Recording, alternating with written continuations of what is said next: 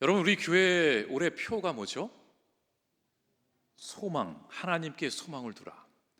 왜 굳이 저렇게 커다란 현수막을 저기에 걸어 두어서 맨 뒤에 앉은 분도 다 볼 수 있게 했을까요?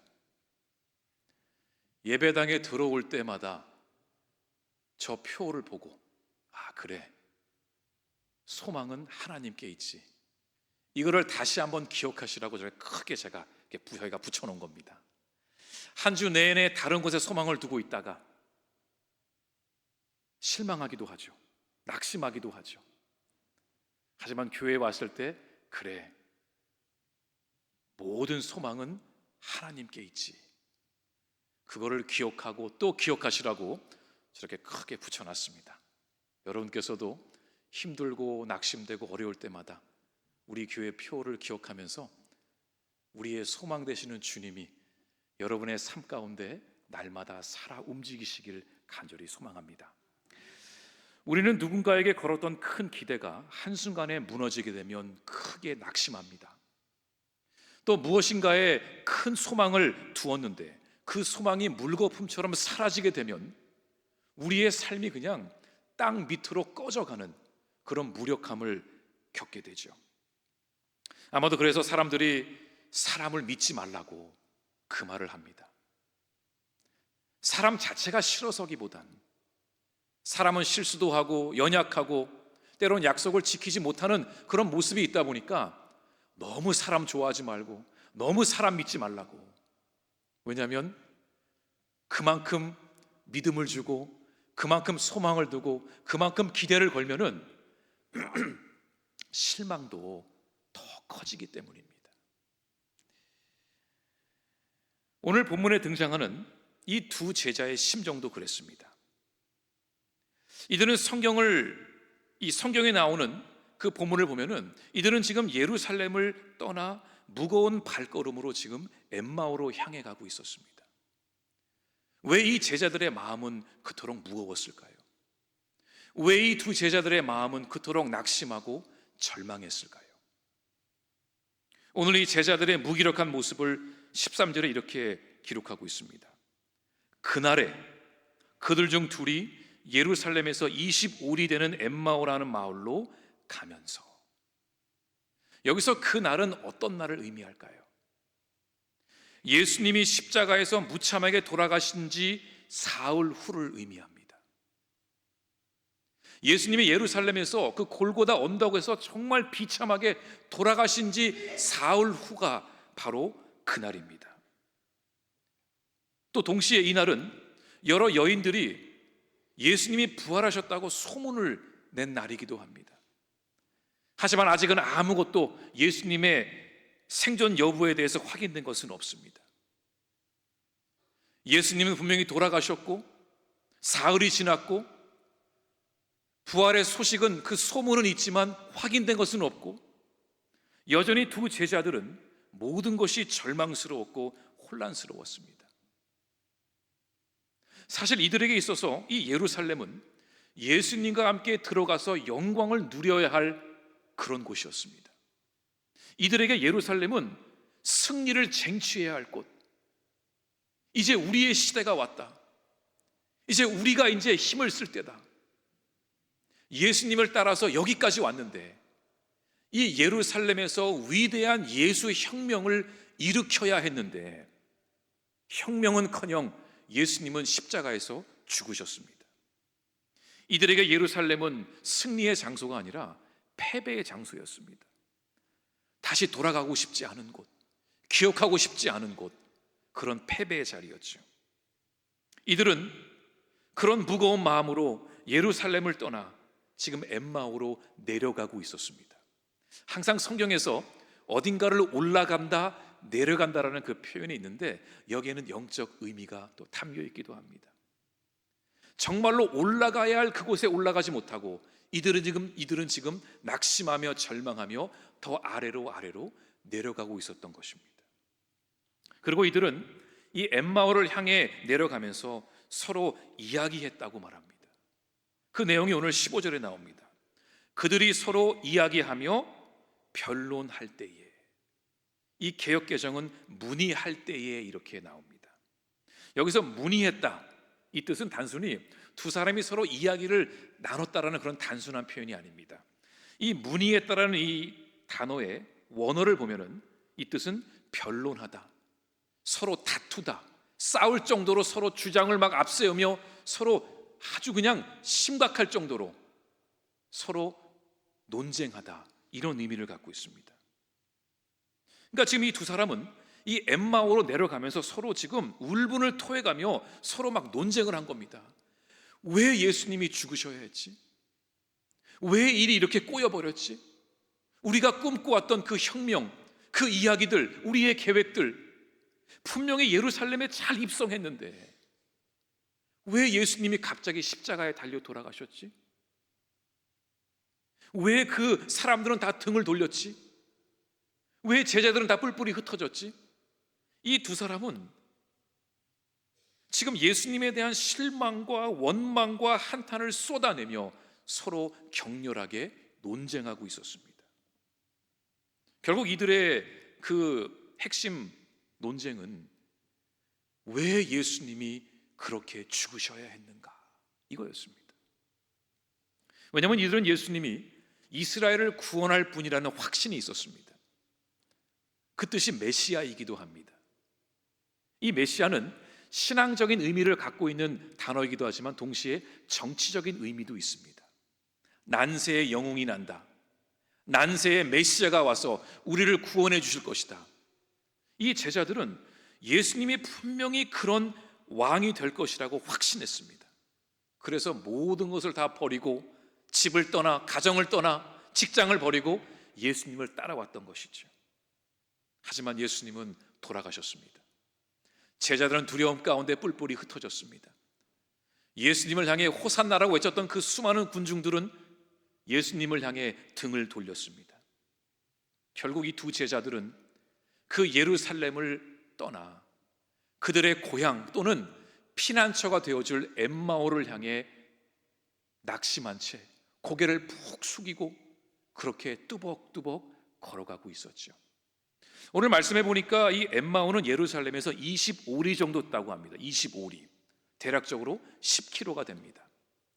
길이 평평하고 좋으면은 한 2시간, 3시간 이내에 충분히 갈 수 있는 거리고, 아마도 그 당시에는 길이 좋지 않았고 또 산을 넘어 언덕을 넘어 가야 했기 때문에 적어도 4시간 정도는 걸렸을 것입니다.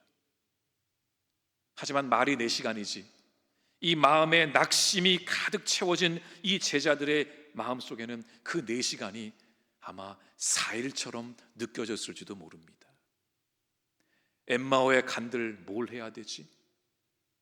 우리 이제 어떻게 해야 되지? 얼마나 그 마음이 무거웠겠습니까? 그런데 여러분, 우리에게도 이런 엠마오의 길이 찾아올 때가 있습니다. 내가 정말 기대했던 것들이 이루어지지 않고 내가 분명히 소망을 두었는데 그냥 사라져버리고 우리의 기도가 응답되지 않고 문제는 점점 더 커지고 경제적인 위기가 찾아오고 건강이 무너지고 혹은 믿었던 인간관계의 배신을 통해서 우리는 절망하며 이 영적인 예루살렘을 떠나 세상의 피난처인 엠마오로 내려가고 싶을 때가 있습니다. 이제는 더 이상 할 수 있는 것이 아무것도 없다고 하며 스스로 주저앉은 자리가, 스스로 포기한 자리가 엠마오의 자리가 된다는 거죠. 그런데 바로 그 낙심의 자리 가운데 부활하신 예수님이 이 제자들을 찾아오셨습니다. 15절입니다. 그들이 서로 이야기하며 변론할 때에 예수께서 가까이 이르러 그들과 동행하시나. 자, 보세요. 제자들이 먼저 예수님을 찾아간 것이 아닙니다. 이들이 믿음이 충만해서 찬양을 부르고 막 성령 충만하니까 주님이 이들 곁에 오신 것이 아니었습니다. 오히려 이들이 의심하고 낙심하고 슬퍼하며 예루살렘을 떠나 도망치듯이 내려가는 그 길 위에서 부활하신 예수님이 친히 찾아오셨습니다. 그리고 그들의 걸음에 맞추어 동행하기 시작하셨습니다. 여러분, 머리를 한번 상상을 해보십시오. 이 두 제자가 낙심하고 포기한 채 고향으로 또는 피난처인 엠마오로 뚜벅뚜벅 걸어가고 있습니다. 그때 예수님이 샥 오셔가지고 이들과 어깨를 나란히 맞추며 함께 걸어가고 계십니다. 여러분, 이게 복음이에요. 복음. 이 복음의 원래 뜻은 good news, 좋은 소식입니다. 무엇이 좋은 소식인가? 우리가 연약하고 낙심하고 갈 길을 잃어버리고 정말 주저앉고 싶을 때에, 그런 인생의 길을 우리 혼자 걸어갈 때에 나는 혼자라고 생각했는데 옆을 보니까 예수님이 나와 함께 나란히 걷고 계신 거예요. 이게 복음이라는 거예요. 주님은 우리가 완벽할 때가 아니라 우리가 가장 연약하고 낙심해 있을 때에 우리 곁에 오시는 분이십니다. 우리가 주님을 등지고 걸어갈 때조차 주님은 우리를 뒤따라오셔서 어깨를 나란히 하시는 분이십니다. 그런데 오늘 본문 16절에 보니까 이 너무나 안타까운 영적 현실이 기록되어 있습니다. 그들의 눈이 가리어져서 그인 줄 알아보지 못하거늘. 그들이 그렇게 애타게 찾았던 예수님이 지금 옆에서 같이 걸어가고 계시는데 이 제자들은 이분이 누군지를 모르고 있습니다. 아, 그냥 나그네구나, 이 사람도 엠마오로 가고 있는 중이구나, 알아보지를 못하는 거예요. 예수님이 변장하셨기 때문에 못 알아봤을까요? 아니면 십자가에 달리시느라 몸이 좀 수척해지셔가지고 제자들이 몰랐을까요? 아니었어요. 제자들의 눈이 가리어졌기 때문에 예수님을 보지 못한 겁니다. 이 제자들은 눈앞에 처한 현실 때문에 그들의 마음의 눈이 가려져서 부활하신 주님이 눈앞에 계셔도 여전히 예수님은 죽었다고 믿고 있었습니다. 이 문제가 그렇더라고요. 이 문제가 우리에게 찾아오면 우리 눈앞에는 문제밖에 보이지 않습니다. 그 문제에 압도당하고 말죠. 재정의 위기, 육체의 질병, 미래에 대한 불안으로 우리의 마음이 가득 차버리면 그 순간부터 아무것도 보이지 않고 아무것도 들리지 않습니다. 주님이 앞에 계셔도 보이지 않고 말씀이 들려와도 그 말씀에 집중하지 못합니다. 우리의 시선이 문제에만 고정되어 있기 때문입니다. 우리는 하나님께 하나님 어디 계시냐고, 왜 내 고통을 외면하시냐고 부르짖지만 사실 주님은 단 한 번도 우리 곁을 떠나신 적이 없으세요. 여러분, 그거 알고 계세요? 주님 어디 계시냐고 소리 지르고 울고 부르짖고 물론 할 수 있죠. 그런데 막상 보면은 우리 주님은 한 번도 저와 여러분의 삶의 현장에서 그 인생의 길 위에서 떠나신 적이 없으셨어요. 우리가 보지 못한 거예요. 이 제자들이 처한 현실이 그들의 영적인 눈을 완전히 가려버린 것입니다. 자, 그런데 예수님은 그런 제자들을 향해 화를 내지 않으셨어요. 예수님은 정말 이 목양의 달인이세요. 우리 같으면 베드로가 3번 부인하고 찾아왔을 때에 뭐라 그럴까요? 용서해 줄 마음이 있어도 한번 쓴소리를 해야 우리의 속이 풀릴 것 같아요. 근데 예수님은 뭐라 그러셨죠? 네가 나를 사랑하느냐? 그게 전부였어요. 그 질문 하나로 이미 베드로는 예수님의 마음을 다 알아차렸어요. 지금 이 순간에도 예수님은 지금 예수님의 옆에 계셔도 알아보지 못하고 의심 가운데 걸어가고 있는 이 제자들을 향해 화를 내지 않으셨어요. 대신 그들에게 다정하게 말을 건네시면서 그들의 답답함과 서운함을 들어주십니다. 무슨 얘기를 하고 계셨습니까? 무슨 일이 있었습니까? 이 질문을 던지면서 이 제자들로 하여금 예수님께 그들의 모든 속마음을, 그 원망을, 그 답답함을 다 털어놓게 하셨습니다. 그러니까 예수님이 누군지도 모르고 자신의 신세 한탄을 한 겁니다. 아, 예수라는 사람이 있었는데, 우리가 모든 거 다 걸었는데 이 사람이 그만 죽어버리고 이러쿵 저러쿵 이렇게 돼가지고 여기까지 왔는데 당신은 지금 보아하니 예루살렘에서 걸어오는 것 같은데 당신은 아무것도 모르냐고 그러면서 이야기를 하기 시작했어요. 그리고 예수님은 다 아시면서도 그들의 이야기를 하나하나 다 들어주셨어요. 예루살렘에서 엠마오로 가는 그 길 위에서 한 4시간 정도 그 여정 가운데 예수님은 그들의 이야기를 다 들어주셨어요. 그들의 이야기를 다 들으신 후에 그리고 예수님은 그들에게 이 성경에 나오는 그 이야기들이 어떤 의미인지를 하나씩 하나씩 풀어가 주셨어요. 구약에 나오는 선지자들이 왜 이 말을 했는지, 구약에 나오는 모든 내용들이 왜 예수 그리스도를 향해 있는지, 더 나아가 왜 하나님이 예수님을 이 땅에 보내셨고 그 예수님이 왜 십자가에 달려 돌아가셔야 했는지를 예수님은 이 두 제자들에게 조목조목 차분하게 다 그 말씀을 풀어주셨어요. 그 내용이 27절에 나옵니다.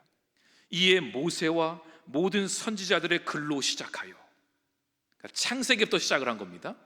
모든 성경에 쓴 바 자기에 관한 것을 자세히 설명하시니라. 왜 예수님은 그렇게 자세하게 말씀을 풀어주셨을까요? 우리 예수님은 초자연적인 기적을 일으키셔서 이 두 제자들의 마음을 확 바꾸게 해서 이들의 영의 눈이 열리게 하고 단번에 예수님을 알아보게 하고 깨닫게 할 수도 있었습니다. 근데 왜 예수님은 이들에게 자세하게 말씀을 풀어주셨을까?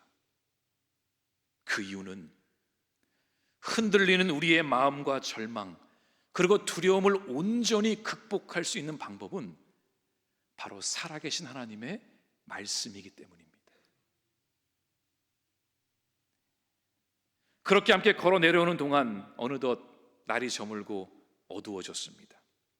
엠마오에 도착하게 됐죠.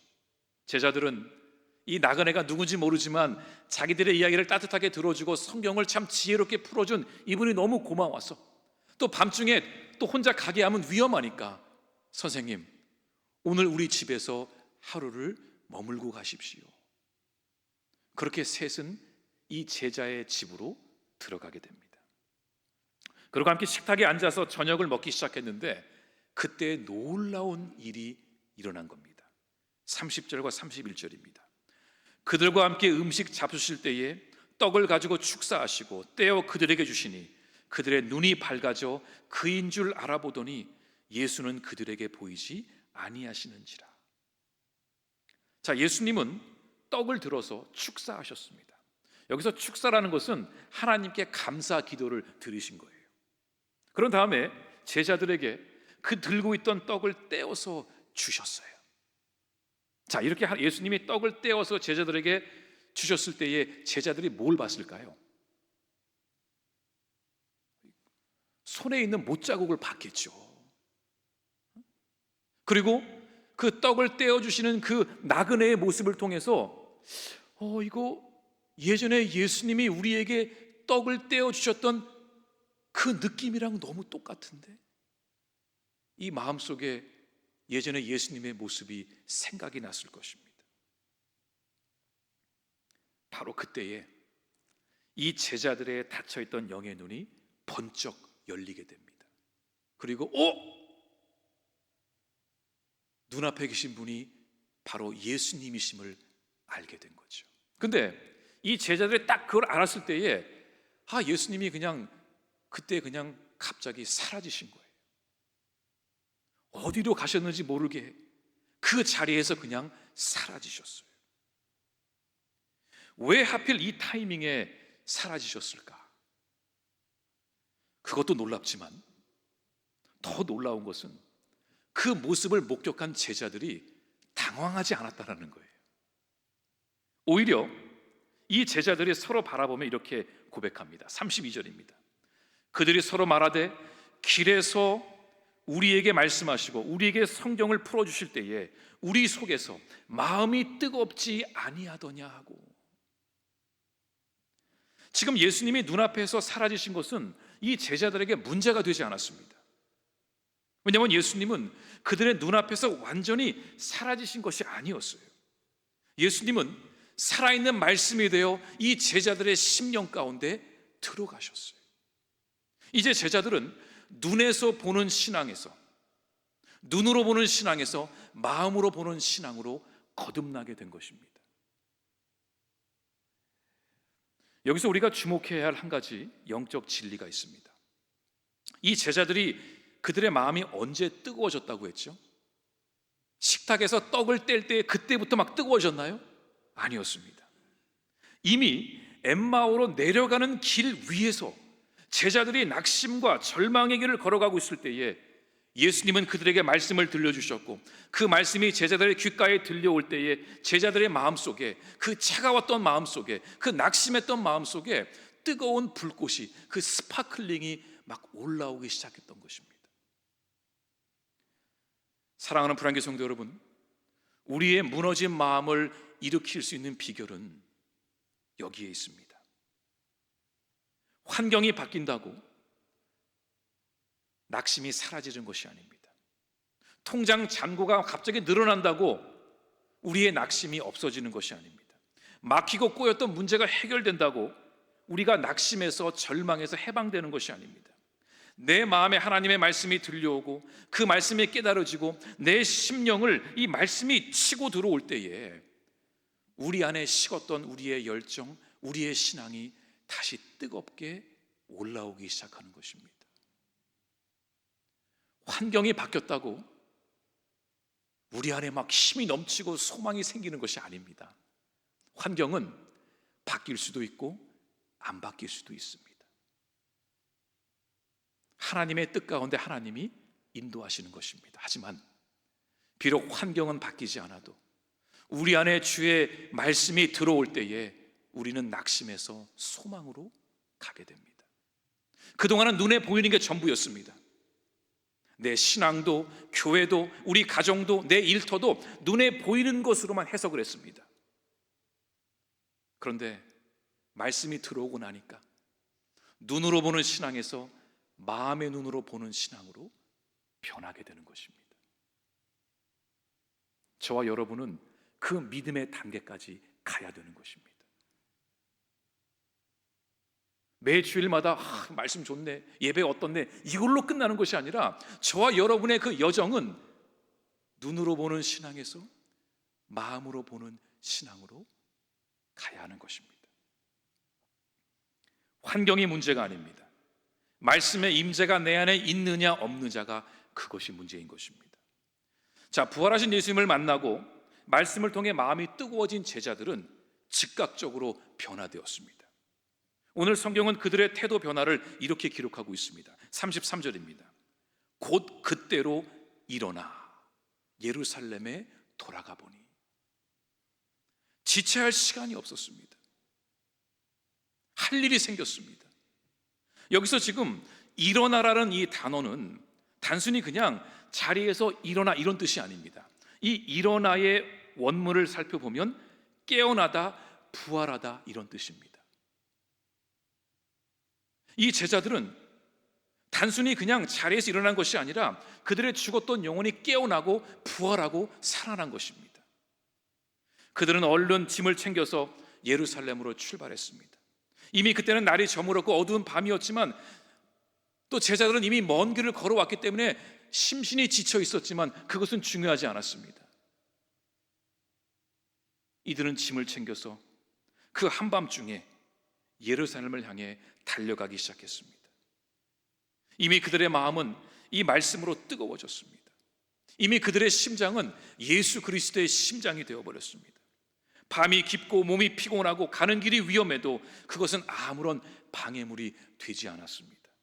제자들은 이 피난처였던 엠마오를 버려버리고 미련 없이 버려버리고 예루살렘을 향해 다시 뛰어가기 시작했습니다. 얼마 전까지만 해도 이 예루살렘은 도망쳐 나온 곳이었습니다. 다시는 가지 않을 곳, 쳐다보고 싶지 않은 곳, 패배의 자리였지만 이제 말씀이 들여오고 사명감이 생기고 마음이 뜨거워지니까 엠마오에 있을 것이 아니라 다시 부르심이 있는 그 예루살렘으로 가게 됩니다. 그날 아침에만 해도 도망치는 자였지만, 패배자였지만, 이제는 사명을 붙든 부활의 증인이 되어 예루살렘으로 다시 돌아간 것입니다. 말씀이 내 안에 들어왔으니, 주님이 내 안에 살아계시니 내가 가만히 있을 수가 없는 것입니다. 만약에 우리의 심령이 지금 뭔가 반응이 없다, 냉랭하다, 그러면 다시 말씀으로 우리의 마음이 뜨거워져야 합니다. 우리의 인생의 방향은 엠마오가 아니라 예루살렘으로 가야 합니다. 그러니까 이게 예수님을 만난 사람들의 특징입니다. 여러분 잘 들어보세요. 예수님을 만나면 우리의 인생의 방향이 바뀝니다. 내가 아무리 바꾸고 싶어도 인생의 방향이 바뀌는 게 아닙니다. 근데 예수님을 만나고 그 말씀이 들어오고 내 안에 예수 그리스도의 심장이 뛰기 시작하면 내 인생의 방향이 바뀌게 됩니다. 그 어느 것도 우리를 멈출 수 없습니다. 밤이 어두워도, 위험해도, 몸이 지치고 힘들어도, 앞에 문제들이 있어도 그 사명감이 우리 안에 들어오면 우리는 앞으로 갈 수밖에 없습니다. 내려가던 인생이 올라가는 인생이 됩니다. 도망치던 발걸음이 사명자의 자리로 돌아가게 됩니다. 그리고 이 제자들은 밤새 달려가서 그 예루살렘에 지금 남아있는 11 제자들의 집을 찾아갑니다. 그리고 문을 막 두드렸습니다. 이보게, 우리 주님이 정말 살아나셨어. 그 여인들의 말이 진짜였어. 우리가 예수님을 만났다니까. 이 부활의 증인들이 된 것이죠. 오늘 우리의 발걸음은 어디를 향하고 있습니까? 여러분의 발걸음은 지금 어느 방향을 향해 가고 있습니까? 혹시 기대했던 일들이 무너져서, 혹시 사람에게 상처를 받아서 낙심한 채 실망하며 엠마오로 내려가고 있지는 않습니까? 혹시 낙심에 빠져서 예배의 자리를 피하고 사명자의 자리를 피하고 있는 것은 아닙니까? 우리가 가야 할 곳은 엠마오가 아니라 복음을 전해야 할 예루살렘인 줄 믿습니다. 지금 우리가 만나야 할 부활의 예수님은 어디 계십니까? 여러분 지금 어디서 그 예수님을 만나려고 하십니까? 우리 주님은 말씀 안에 거하시는 분이세요. 말씀을 읽으며 들으며 묵상할 때에 그 안에 계시는 예수님을 찾아야 됩니다. 예수를 만나야 됩니다. 그래서 우리의 마음이 그 주님의 말씀으로 뜨거워져야 합니다. 왜 예수님은 오늘 본문에서 이 제자들을 엠마오에서 만나지 않으시고 왜 굳이 길 위에서 만나셨을까? 어차피 당신의 부활하신 모습을 보여주실 거라면 그냥 엠마오에서 편하게 기다리시면 되지, 왜 굳이 4시간을 함께 걸으면서 그 모든 과정을 함께 하셨을까? 여러분 기억하십시오. 우리 예수님은 우리를 우리의 인생의 길 위에서 만나주시는 분이십니다. 우리가 걸어가는 그 길 위에서, 우리가 지금 걷고 있는 이 고단하고 외롭고 좁은 낙심의 길 위에서 우리를 만나주시고 함께 걸어가십니다. 하지만 우리와 함께 걸어가신다고 예수님이 우리의 환경을 막 바꿔주시는 건 아닙니다. 대신 우리에게 말씀하여 주십니다. 그 예수님의 말씀은 우리가 처한 환경보다, 우리의 상황보다, 우리의 문제보다 더 크신 하나님의 능력입니다. 우리와 함께 그 인생의 길을 걸어가시면서 우리에게 말씀하십니다. 두려워하지 마라. 내가 너와 함께 할 것이다. 네가 지금 걸어가는 인생의 길 위에서 너 혼자 아니니까 두려워하지 마라. 내가 너와 함께 걸어가며 내가 너의 힘이 되어줄 것이다. 그렇게 주님은 우리와 함께 동행하시는 분입니다. 이번 한 주간 그 말씀이 우리의 심령 가운데 찾아와서 우리의 심령이 말씀과 부딪혀서 우리가 다시 한번 우리의 심령이 뜨거워지는 은혜가 있기를 간절히 소망합니다. 이번 한 주간 삶의 무게에 짓눌려서 하나님 왜 나를 외면하십니까? 그 탄식하는 그 시간에 우리가 말씀 앞에 서서 그 말씀을 내가 10분이라도 묵상하고 읽으면서 예수 그리스도를 찾아가는 그 말씀 가운데 주님을 만나는 역사가 저와 여러분의 삶 가운데 임하기를 간절히 소망합니다. 내 감정의 소리보다 내 곁에서 함께 동행하시는 그 주님의 심장 소리에 여러분 귀를 기울이십시오. 저는 이 은퇴하신 분들이 참 지혜롭다고 생각을 많이 합니다. 저는 그분들이 하신 말씀 중에 제일 기억에 남는 게 뭐냐면 이런 말씀을 종종 하세요. 우리 인생의 선배들이 내가 왜 그때는 그렇게 바쁘게 살았지? 이유를 모르시겠대요. 여러분 아세요?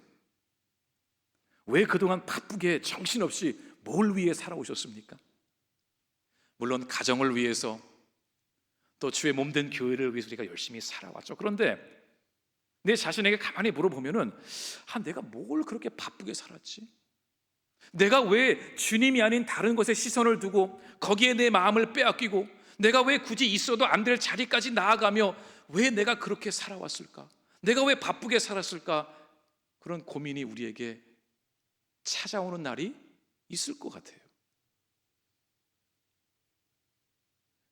그런 후회가 찾아오기 전에 이번 한 주부터 우리의 시선이 주님께 고정되어서 정말 우리에게 힘이 되어주시고 능력이 되어주시는 주님께 우리가 그 말씀을 듣고 우리의 시선을 고정하고 그 주님을 따라갈 수 있는 그런 복된 한 주가 될 수 있기를 간절히 바랍니다.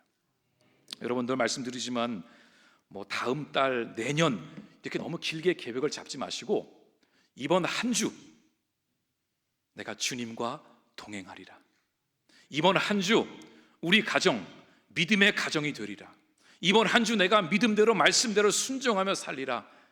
그 다짐을 가지고 이번 한 주도 여러분 힘있게 각자의 주어진 자리에서 예수 그리스도의 향기가 되시길 간절히 주님의 이름으로 축원합니다. 같이 기도하겠습니다. 우리 시간 말씀을 붙들며 함께 결단의 기도 드리겠습니다. 하나님, 우리의 인생의 주인은 주님이신데 우리가 너무나 많은 시간을 주님이 아닌 다른 곳에 빼앗겼습니다.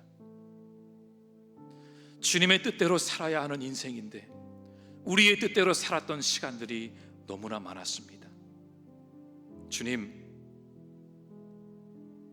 그런 연약하고 무지한 우리들을 불쌍히 여겨주시고 이 시간 우리 안에 말씀하여 주셔서 우리의 시선이, 우리의 마음의 눈이 다시 한번 다시금 주님을 향하게 하여 주시옵소서. 말씀 앞에 서게 하여 주시옵소서. 그 말씀에 순종하게 하여 주시옵소서. 내 뜻이 말씀과 반대가 될지라도 나의 뜻보다, 나의 지혜보다 더 위대하신 주님 앞에 나와 주님의 말씀에 순종하며 주님의 뜻에 순종하며 나아가는 우리들 되게 하여 주시옵소서. 우리가 말씀 앞에 설 때에 주님, 우리와 우리의 인생의 길 위에 찾아와 주셔서 우리와 함께하여 주시옵소서. 환경이 바뀌기 때문에 낙심이 사라지는 것이 아니라 살아있는 주님의 말씀이 우리 안에 심령 가운데 들어올 때에 우리 안에 소망과 능력과 힘이 있을 줄 믿사오니 이번 한 주 주님의 말씀 앞에 온전히 서게 하여 주시옵소서. 우리 말씀을 붙들며 함께 결단의 기도 드리겠습니다.